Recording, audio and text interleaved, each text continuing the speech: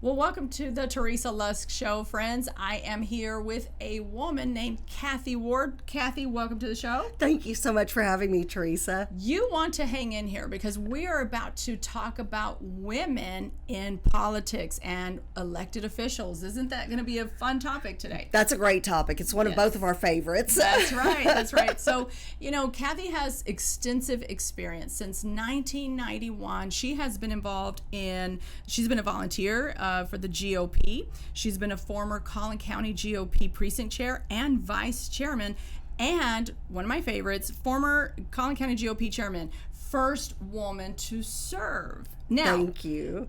There's going to be a first woman to do something. Kathy, that must have been such an honor to have been the first woman. Tell us a little bit about what is it like for women, because we want to talk about women getting involved in elected offices. Absolutely. And we're going to encourage, there's going to be some women out of this show that are going to say, why not me? And that's the thing, why not me? All your life you hear about the glass ceiling, and sometimes I think women can be each other's glass ceiling. Yeah. That's why we need more people like Teresa Lusk. We need people out there who are encouraging women to get involved, and why not be the one to run for office yourself? Right. Again, as like you've mentioned before on your show, conservatives, we look at the individual and what their credentials are and what their capabilities are, and if we agree with their policies and their vision.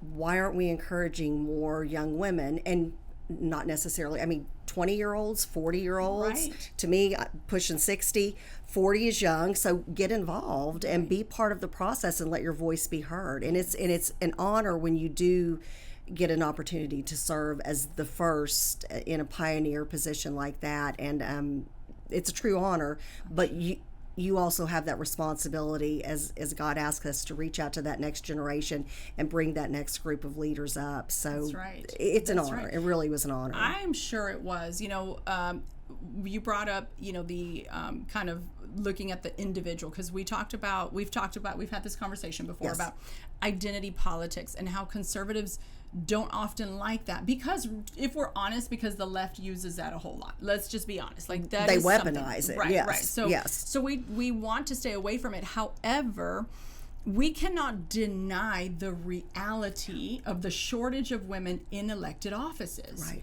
And this is a season where I believe the Lord is raising up his daughters. If we're just going to be very honest, I just think he's raising up his daughters, female ministers, female elected officials, Absolutely. Those who are willing to stand on the front lines and fight for something, bring other women with them. Yes. But it doesn't come without a price. So a friend and I were talking the other day. We're both ministers also. And we were talking about the challenges that even go on in conversations on social media, where all the fun happens. Oh, yes. Right. So we're talking, and she's frustrated. She's had a little, wrestling with somebody, coming against women rising up in the church, etc. And she was so exhausted. And I said, honey, here's the deal. That was not for those who don't agree with you. That's for those who are wanting to know, am I also called? Right, right. This is our conversation. That's a really good point. That's a really good point, because it is to be involved in anything. I used to be a teacher. That I feel like that's a calling. To be in politics is a calling. Yes. Obviously, to serve the Lord in the house of the Lord, that's a calling. But if we're not aware of, okay, there's a lady over there and she seems kind of quiet, just going over and, hey, my name's Kathy, what's your name? And then starting that conversation. You never know who you're encouraging. I had many women in the Republican Party and other walks of my life who, and obviously my mom who has since passed, but they are the ones who always lifted me up. And if I fell short, they said, well, then what's next? And pick yourself up and let's move forward. Women can be each other's glass ceiling, and we don't want to see that anymore. No.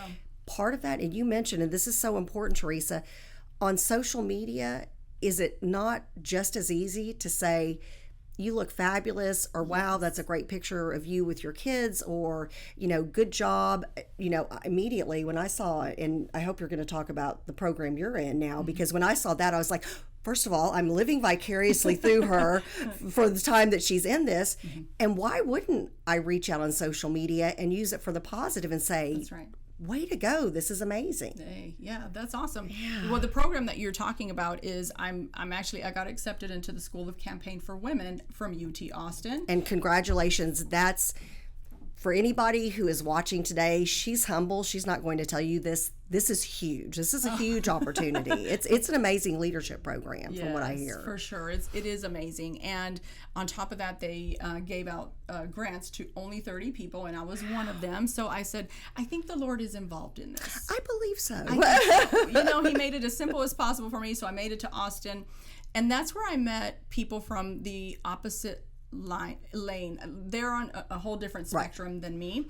However, we were able to have some awesome and beautiful conversations, including it's a school for women, so most of them were women. And it's interesting because I met this one young woman who ran for school board.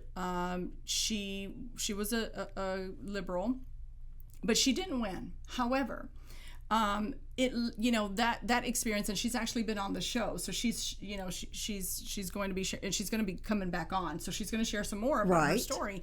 But one of the reasons why I'm sharing this story is a lot of people women, when you talk about women specifically, they do hard things, and if it doesn't go well, they often want to retract and not touch that again. And you know what I thought about her story? That's true, yes. I thought to myself, I was looking at her with total admiration, of course, right?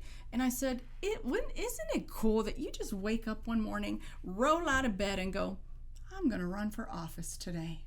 Because it takes a lot of courage, male or female, to step up. And especially nowadays, it's, I've been a county commissioner as well. And when you're running for office, well, first of all, you find out who your friends are, who your true circle of friends are. That is 100% true. But then you also find out how resilient you can be, because people are going to attack you personally, professionally. They're going to take a picture where you're like, and you and I are both animated people, where you're doing like, and they're going to turn it into grainy black and white and make it look like you're like, like some kind of monster. And you have to know that that's part of it. Mm-hmm. But then you think about, oh my goodness, what our founding fathers did to put our country together, and what other people who have gone before us. You think about the women during suffragette period. Oh goodness, I think about that all the time. I do too. We're barely, Teresa, 100 years from even being able to vote. Oh, talk about it. I talk about this with people. I'm like, you do realize that it was just in the 60s where women were able to vote. And I think it was the 80s where a woman was able to get her own loan without her husband's signature on there. You go back and you're like, okay, these women went on hunger strikes. And it was, a little over 100 years ago. And they went on these hunger strikes. They were put in prison. Mm-hmm. So if you and I, for one, we must vote.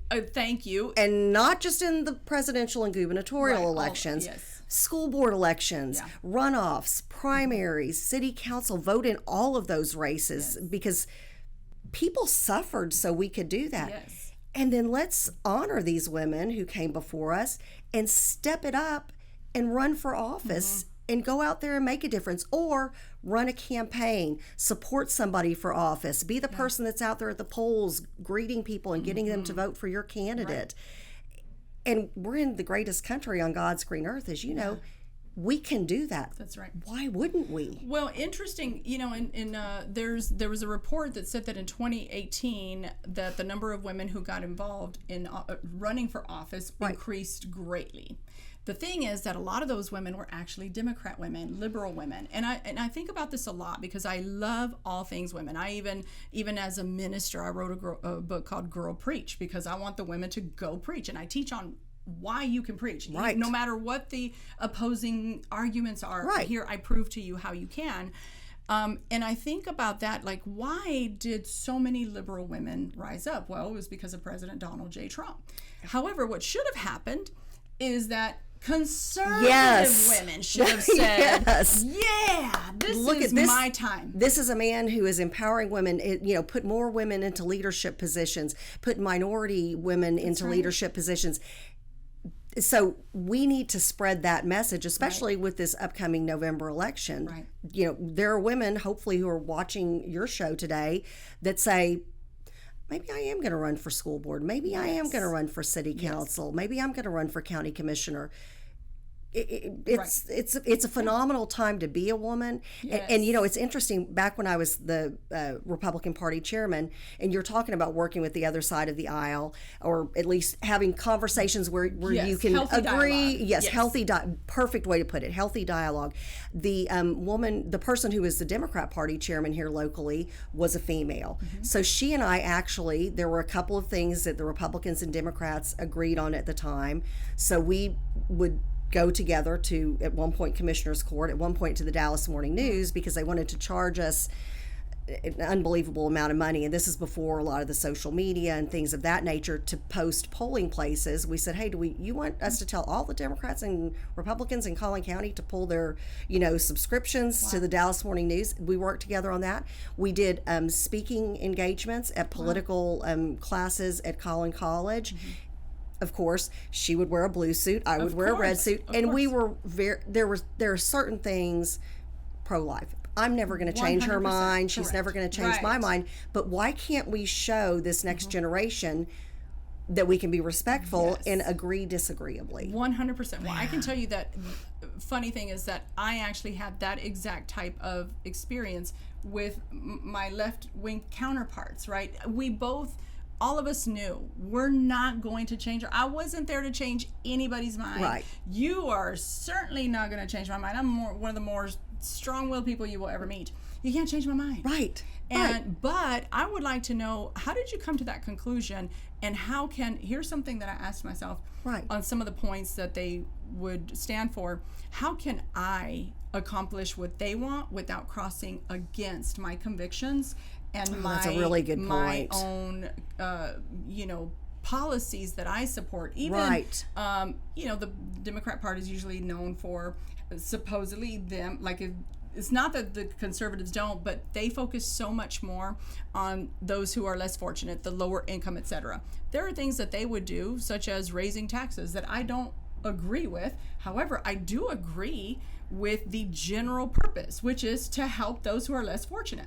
So how can I influence to create that? Do you know, women, we are so we have capacity to multitask. Oh, I like to call, my son was laughing at me the other day. I go, oh, that's my adult ADD kicking in. And he goes, what do you mean? I go, multitasking. Yes. I've got 10 things going on in my head right now. Yes. And women have the ability to do that, so many of us are mothers, and so we know what it's like to have a baby on our hip and to make sure we're getting things done at work, and we're able to pay the bills. We're able to get our kids to school. We're able to still volunteer at their school. And women can do it all. That's we right. we do it all. And we've been doing it for generations. Right. For generations. And I think, though, what's happened is that there's been some giftings that haven't been taught that they are valuable. So the woman has been reduced to, and I went through this, people would look at me and kind of laugh. If somebody thinks that you're too young, you're just too pretty, you're just there for looks, really. You don't really have a brain that's usable. And that was back in the day. I don't know if you remember that, but there was a lot of sexual harassment that used to go on for women. Couple of one funny story, but first of all, I love it when people underestimate me. I'm like, this hair color, I can send you to my hairdresser. This is not natural, kind of a thing. But I remember my first training in Austin as a county commissioner, and I went with a fellow county commissioner who I'd known for years. He had been a precinct chair, and we had served on a commission for the city of Plano together. And I walked up to this welcome reception with all of these county commissioners from all over the state. And an older gentleman came up and he said, well, little lady, are you his wife or his secretary? Oh. And it's so funny because my friend who was a county commissioner at the time stepped back and he's like, oh, I'm going to let Kathy handle this. And I was respectful of him. I said, well, they don't let me up on the big rigs with my high heels on. And they make sure I have a hard hat when I'm out checking asphalt roads. And I could tell he was taken aback. And I thought, well, this is a chance for me to educate him and to let him know that, yes, a female can be in a position like a county commissioner's seat where you're making decisions on healthcare and taxes and the budget and, landfills and, healthcare and all of the different transportation. Why not a woman? Right. Yeah. I think we need to encourage those who are watching And not just the women, but the men. Can I tell you that Yes. the voice of a man is so valuable? The voice of a wise man, I should say. Yes. The voice of a wise man is so valuable. There are men out there sitting in positions that if you were to speak up for the woman, encourage the woman next to you and say, you can do this. You are smart. You've got some wisdom. You've got some ability to think things through, because we do. That's the thing. I think that's one of the giftings that God gave women, is being able to see more than one option. I have gotten in the habit lately, especially with politics. I say, you know, more than one thing can be true at the same time. Yeah. Like 2 and 3 things can be true all at the same time. Imagine that. Yes. If I'm for education, I don't have to be just for parents. I can be for the student and I can be for the teacher. Imagine coming up with solutions. And you can, and so many times women are the ones who think of that. Right. You know, a lot, because we're the nurturers, we're the educators, we're the caregivers. But I want to go back to what you said about men. It takes a very strong man to lift up women. Yes. And so I'm very blessed, especially starting with my dad, huge supporter of mine still to this day. My husband supports me 110%, even goes as a delegate to the state conventions with me and things of that nature. The men who I've been surrounded with in politics have always said, why not? And they love it. They're like, just let her go. And so we all have to work together to lift each other up and support each other. But you're right about that. We need to support, females need to support females. But if we have that support from the males, and then we're all working together for the greater good, Yes. well, then the sky's the limit. Well, I actually said this is the same conversation that I was having with a friend about female ministers, and how she was fighting for the people who are wondering, am I qualified and called to be a minister? Because she was having that conversation on social media, really the wrestling through. And we were talking about how if men who really believe that women are called would just start to rise up, instead of trying to remain in that good old boys pastor club and minister club and just speak up, it's your responsibility. And that's why I'm vocal.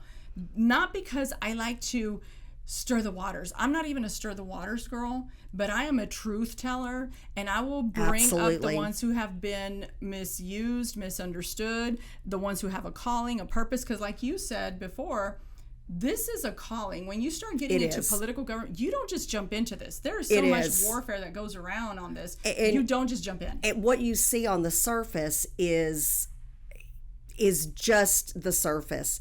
It's a lot of times what they'll put your kids through, what they'll put your family through, the things that they'll drag out, and then especially with social media, you'll have a half truth, which is actually a lie, and so you don't get the full story.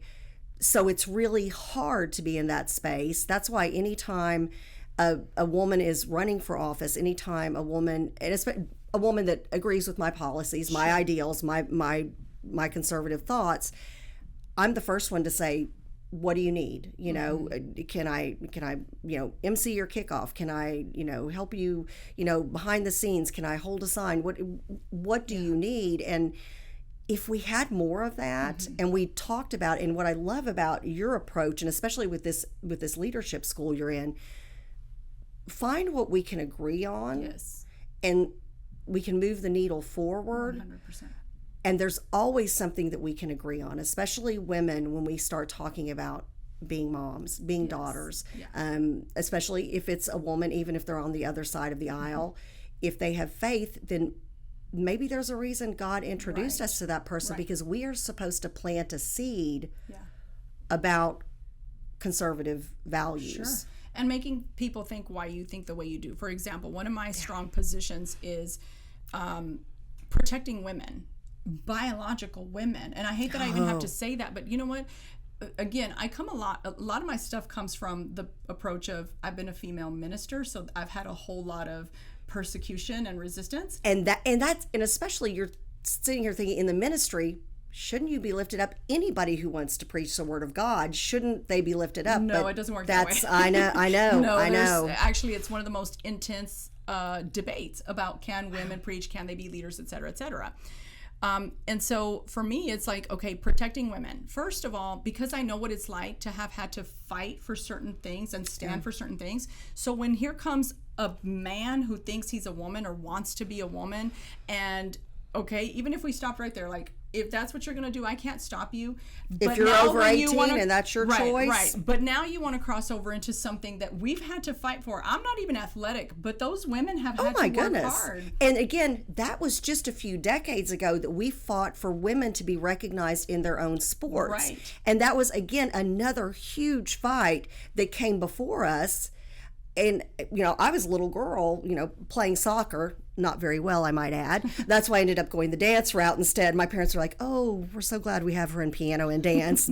Sports weren't my thing, but still, there were women, while I was playing soccer as a second grader, who were fighting to make sure that if I grew up to be a woman who was an adult who played soccer, that I was in a field and a lane with other women. That's right. So I don't understand. This to me is something that all women should agree on. That's right. Males and females are built differently. Right. That's what Even it's about. if you've gone through a transition, your upper body strength is still different. You can't change that. It's science. And that's one of the things that I try to say to my counterparts in the political parties, right? Is it's not that I'm being hateful. Do I have convictions? Absolutely. And I'm not going to apologize for those. Like, I subscribe to the Bible. That's my sacred text. People call it bigotry. It's a conviction of a sacred text. I will clarify that so people understand. And if people want to argue that, well, you're going to have to argue that with a lot of different religions, because there's, maybe they're not as outspoken as the Christian faith, but I promise you they have it in their sacred text. All you have to do is look for it. But that's not even the issue. Right. At this point, it's, can women just be left alone to progress and advance? And what bothers me is the party of inclusion. Right. That includes everybody except for people who have convictions of what is biologically, scientifically, can I just add? Yes, I mean, it is science. Our bones are built different, there's just muscles, everything. And what really is upsetting to me, and I feel like I'm a person who, I was a special education teacher. I was a Special Olympics coach. I was a big sister for Big Brothers and Big Sisters for 9 years. And, I've done a lot of volunteer work helping people. I still help people in the disability community. And so for people to all of a sudden say, because I just want biological girls competing in biological girls sports, that all of a sudden I'm a mean person. Right. It's not even accurate. There's some common sense. It's heartbreaking for people like us who are here to serve. Right. And somebody's telling us we're mean just because we believe in science and we want to protect young girls. That's it. I don't want my daughter playing in a sport against somebody who's physically strong. So this is where women like yourself and myself come in, because the truth is, honestly, there's a lot more, I hate to say it, but cowardice. Like, people aren't willing to stand on the front lines for somebody. So then it's people like you and me and other women and men who are willing to do those hard things. And it's up to us to find the next Teresa, the next Kathy, raise them who we say, and I think it's even harder, and you're younger than me, but it's even harder the younger you get.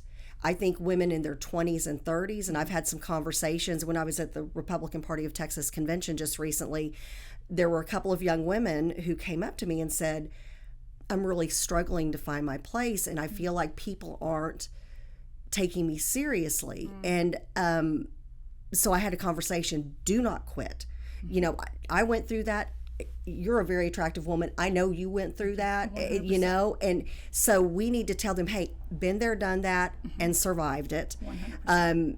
And like I said, getting closer to 60 than I am 50 now, and I'm living to tell the tale. Yes. And I know that God has put in my heart to make sure that if I see a young woman who has my beliefs in politics, or just wants to be involved and make the world a better place, why wouldn't we go out and support that person? That's right. Yes. And back then we were talking about this, I think off camera or something, that even back then there was so much more sexual oh yes. I'm missing the word. Harassment. Yes. Yeah, so back then you were seen as almost like just a walking pleasure versus a person with a mind. And that's a great topic, and hope it's okay to talk about this, but that's one of those things that, and I think especially nowadays,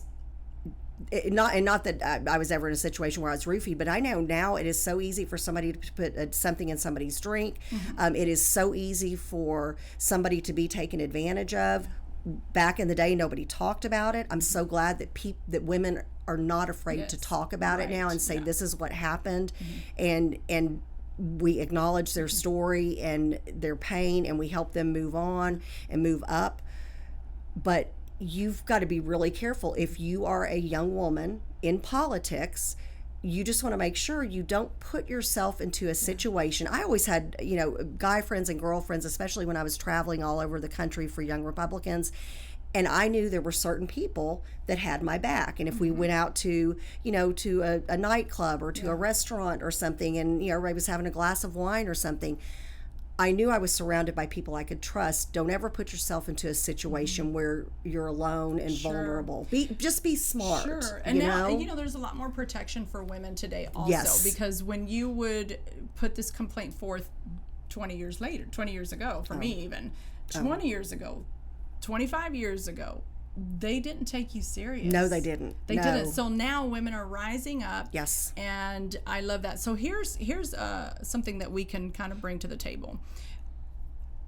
In 2018, as I said, a lot of women started running because of President Trump, which is where we meaning the conservative women. Right. But there are some reasons why women don't take that leap and go, you know what, I'm going to make a difference. Now, I'm convinced of certain reasons why. Number one, I think women, especially Southern women, we are taught to be so proper and polite, and my goodness, don't stir the pot. That's right. Stir the pot.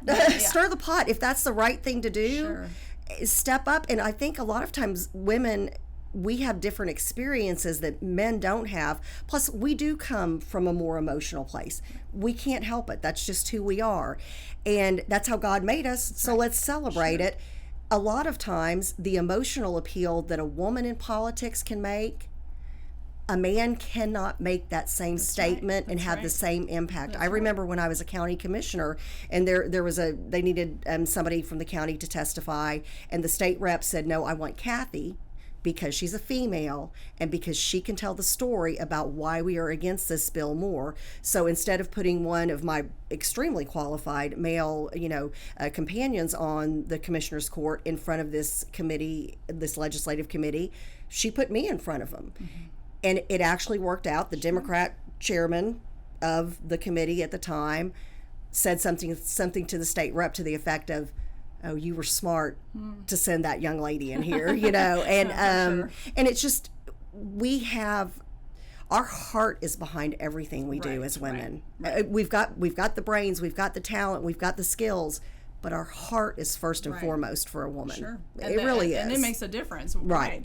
I think too, women are afraid often, and I'm going to say more, this doesn't mean that women from other areas aren't the same way. I'm talking about more conservative, and the reason for that is because we come from the conservative value where God is first, and you be careful with what you say, and you're just not outright and spoken, etc. Well, that comes also within a lack of for most people, or many people, I should say, maybe not most, but many people, with the lack of experience in just being beat down with criticism and hate, and even being competitive. Yes. There's something that some women don't like that, but we have the ability to do it. You just have to get to know where are your strengths to fight that off. And so that competitive thing, and I always tell women when I give speeches to women's groups, okay, somebody is always going to be smarter, younger, prettier than you.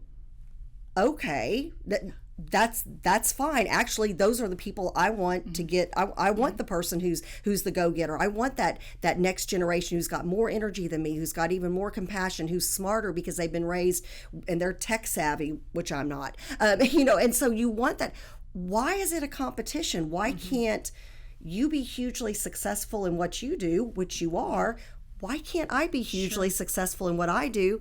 And why can't we both be bringing up that 30-something-year-old, that 20-something-year-old, young conservative woman to first of all, take our place. Yeah. You don't know. I mean, we're not promised tomorrow. Sure. We don't know what God's plan is for us. So first of all, that's important. But then we have a hand. Part of what we feel passionate about, what we've fought for. Now I know that there are other young women out there, conservative women, who are going to keep that fight going when I'm no longer here. And one question to ask, and this goes for women who are watching who feel like a stirring, because some of you are like, well, how do you know if I'm supposed to be doing this? You'll feel a stir. Can I tell you, I'll confess publicly. Oh, I love this. I tell this story sometimes. Oh, do tell. Privately. I don't always say it publicly. And this sounds bad and good, but here's the deal. I remember being pregnant with my daughter, who's now 21. She just turned 21. And I went to the library, and here in McKinney, public library. Right. And I had this desire all of a sudden to read a book from a powerful woman. Well, guess whose book it was? Oh, no. Nancy Pelosi. Nancy Pelosi's Wow. book. I didn't even know what it meant to be a Democrat. I wasn't into politics. Right. But I look back at the evidence of God. 21 years ago, I'm 46 now. I'm not ashamed to say I'm 46. So I was, I don't know, really young. And Teresa, you look fantastic. Thank you. And so I remember reading that book and going, I kind of liked that. Then here comes the next political book, George W. Bush. Yeah. And just right after he left office. Right. And then after that, Sarah Palin. And I just start to see this pattern, and I'm thinking, I think I like politics. So some of you are wondering, why me? What? Listen, if the Lord has it in you, He's going to leave the trails and evidence of the calling in this. And that's why one of the not things to pay you? attention. That's the thing. Why not you? Why not me? Why not the young women who are watching this show today? Why not? Yes. Yeah. Yeah. Look for the evidence of strength is one of the things that I think you've got to look for the evidence of strength. And one of the things that I know is I've been through so much. That same strength that it took to get over that one thing, the other thing, and the other thing, you apply it to this thing. And one of the things that I ask myself. That's a great point. That's a great point. Thank you. But it's true, right? Yeah, it is. And absolutely. I ask myself, you know what people fear? The pain and the discomfort of the persecution. So I like to picture it happening and go, what's the worst that can happen, Teresa? Right. They're going to say these things. What's the worst that can happen? That's so true. And if you know that's the worst that can happen, and you go home and your family still loves you, and again, like I said, when you run for office, you know who your friends are, and you know that win, lose, or draw, no matter what people are saying about you publicly, these are your people who are going to support you. People, friends in your church. I love surrounding myself, as you do, with Christian women who can pray. That's for sure. If I ask, if I'm like, hey. Sometimes I'll tell them what's going on, or sometimes I'll just say, hey, I need prayers, or my kids need prayers, or my husband needs prayers, or whatever the case may be. But I know when I ask them to pray, they're there for me 110%. I also know, instead of talking bad about me behind my back, they're praying for me behind my back. Right. And why can't all women be more like that? 100%. One thing I make sure to do is get rid of those naysayers, because I don't need problem bringers. I need problem solvers. Oh, I don't do well with amen. People. Preach it. Yes. And if you're around people, and this is something that women need to take very seriously, and this applies to men too, but women, we're so needy sometimes in the area of relationships, so we compromise. Right. And we let just anybody in our circle, people who have no business being in your circle. People who are talking trash about you behind your back. That too. But I'm quick on, if you are going to put limitations on me, if you speak anything out of your mouth that brings a limitation, I will confront it. I will tell you, do not say that to me. I mean, I can't put up with that. Guess what? I already battle my own thoughts and, frustrations, worries, etc. Why would I We all allow? do. And that's normal. So why would you let somebody else's outside noise? 100%. And that's another thing. I'm glad you brought up that. It's kind of that internal. Women, we tend to automatically just bash ourselves. Mm-hmm. Right. We tell ourselves why we can't. Exactly. Yeah. So why aren't we telling ourselves why we can, and then finding those women who are going to also say, 110% you should do this. 100.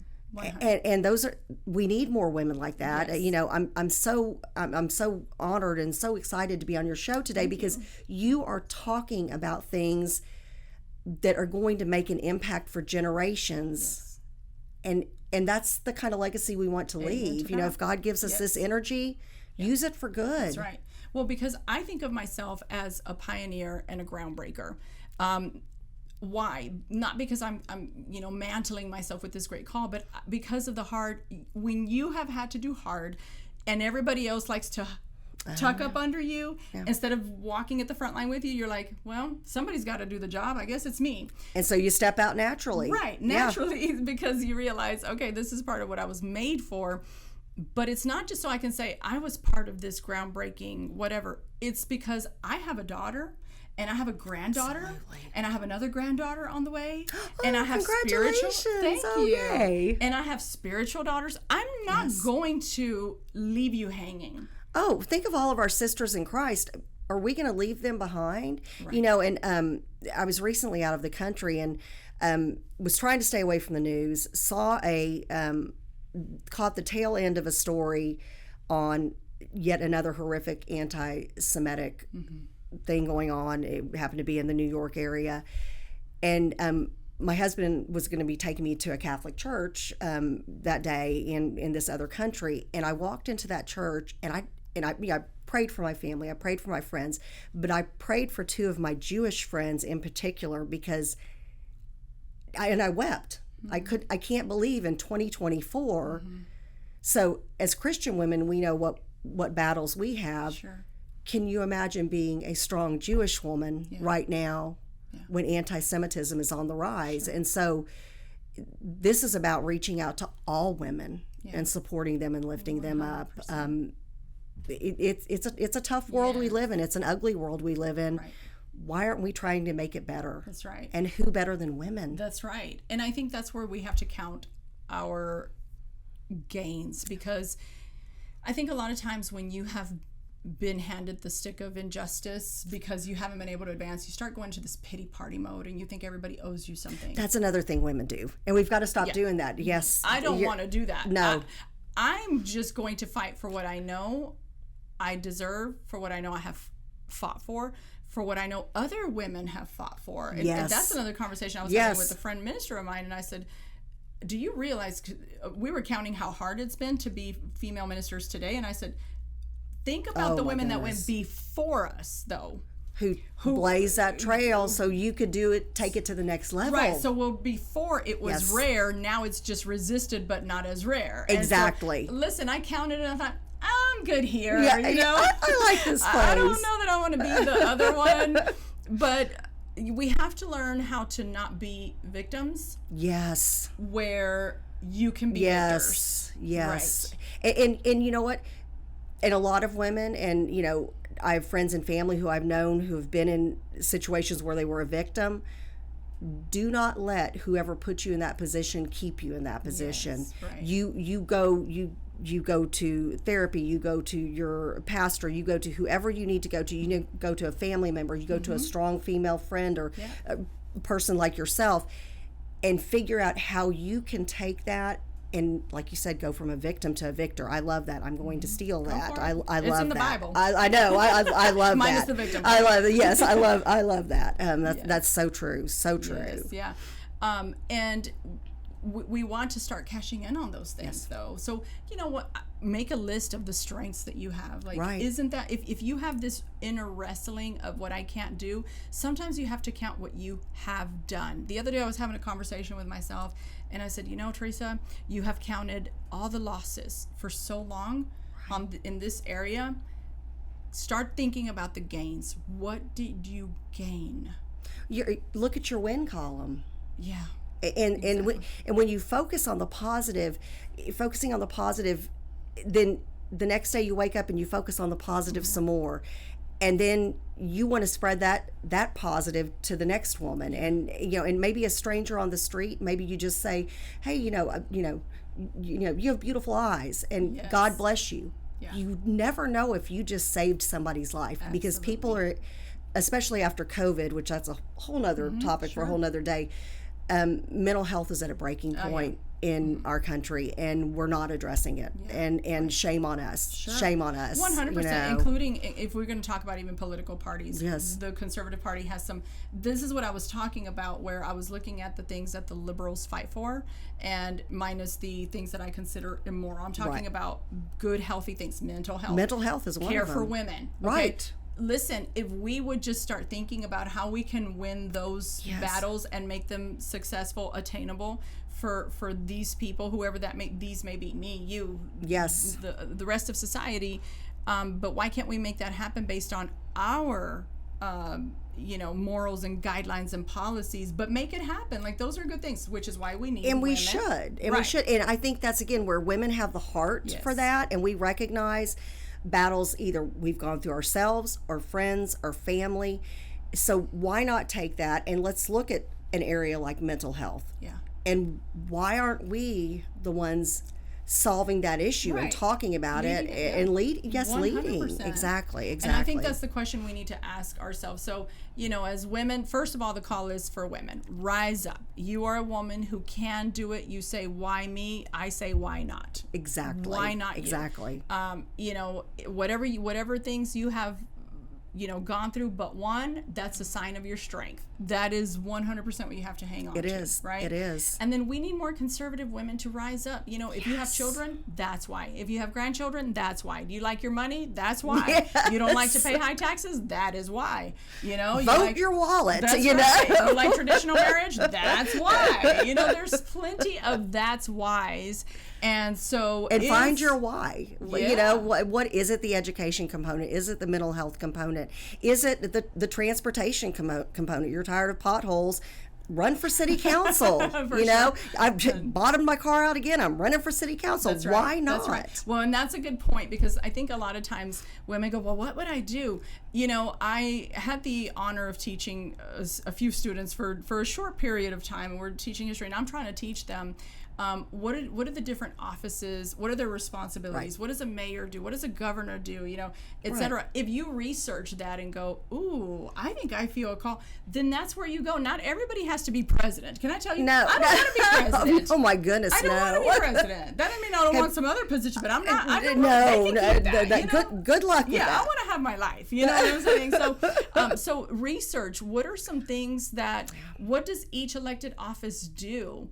And what are some elected offices I could run for? Research that and find out. Look at your strengths. Like, what are you really passionate about? What gets you lit up? One of the things I'm doing now on the Teresa Lusk Show is we're doing little news clips. I'm taking some kind of news and making a super short clip on it. Well, when I read these articles, Kathy, oh my goodness, they get my temperament going up. I'm like, ooh, today's a Tuesday for sure. And I realize, but those things point to, what am I passionate about? Right. What am I willing to stand and defend? And what am I like, nah, this is not important enough. Right. And and you put on that armor, every day. So what are you going to move forward and do with that armor on? And then if you have this whole sisterhood behind you, how great is that? And you don't have to just step out and run for office right away. I started off doing boards and commissions. I one of the first positions I held was the Community Relations Commission. I served a 6-year term for the city of Plano. And so I learned a lot about because we worked with federal block grants, so I learned how does the city of Plano fit into this with the state and with the federal block grants, and how does all of this work together?